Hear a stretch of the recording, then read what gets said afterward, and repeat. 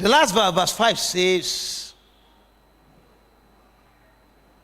those who live according to the sinful nature have their minds set on what that nature desires. But those who live in accordance with the Spirit have their minds set on what the Spirit desires. We need to understand what Brother Paul is saying here. Brother Paul is giving us what I call thorough and satisfactory answer to the difficult and highly important question. What is the question about? Question of how can we tell of ourselves? How can we tell of others whether we or they are new creatures? He answered the question very clearly here. Whether you are a new creature, whether I'm a new creature, verse 5 open our eyes to see clearly what Paul was saying there. And so, maybe I should ask you a question. And the question is, what exactly is your preference in life? What is your preference? And you need to answer it. I'm not leaving that question with you unanswered. But to throw more light onto it, I said, what exactly is your preference? Is your mind after things of the flesh? Or is your mind after things of the Spirit? The things of the flesh, you all know it. Galatians 5 makes us to understand that. The things of the Spirit, we all know it.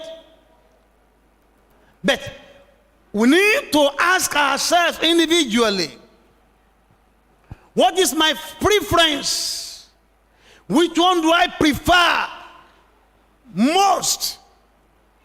Is it putting my mind on the things of the flesh or putting my mind on the things of the Spirit? And that's what Brother Paul was answering for us in that verse 5.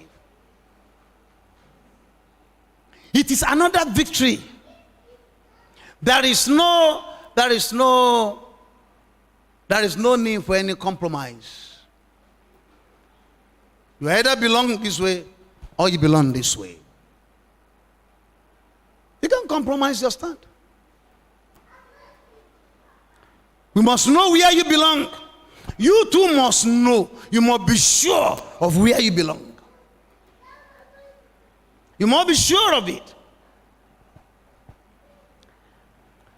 Where we set our minds determines how we live.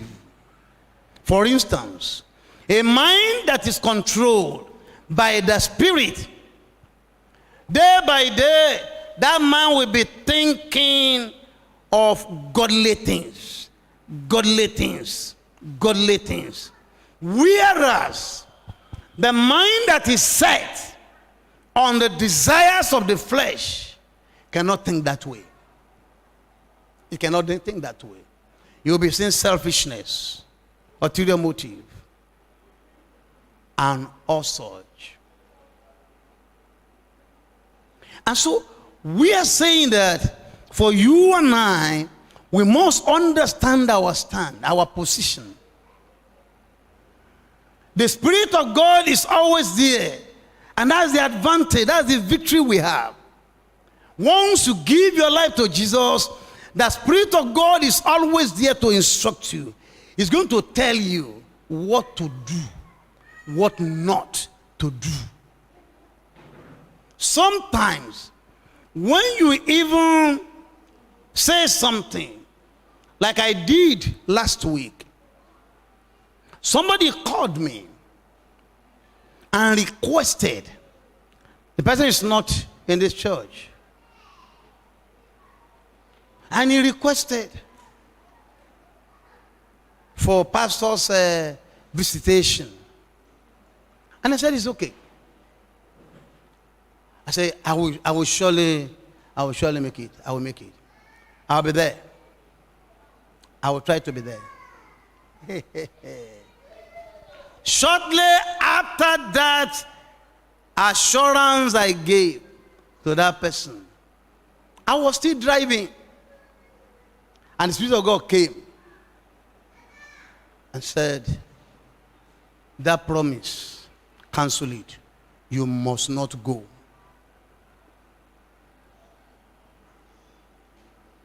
I heard it very clearly. Something very terrible.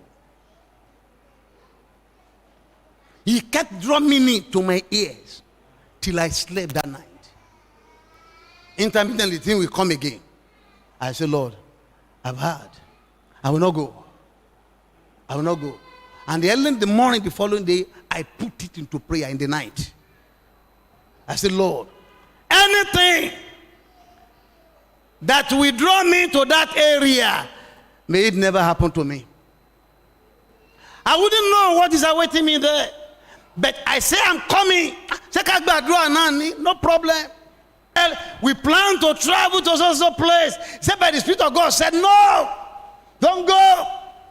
Stop over here. And I thank God. Somebody came to me after service today, after the first service. He said, sir, I praise God for what you said. He said, the testimony you gave. He said, God has been dealing with me already on that. And I promise God, I will not go. You say I should not go, I will not go. The person said I was trying to rationalize it. And what not to do. What to entertain and what you must not entertain.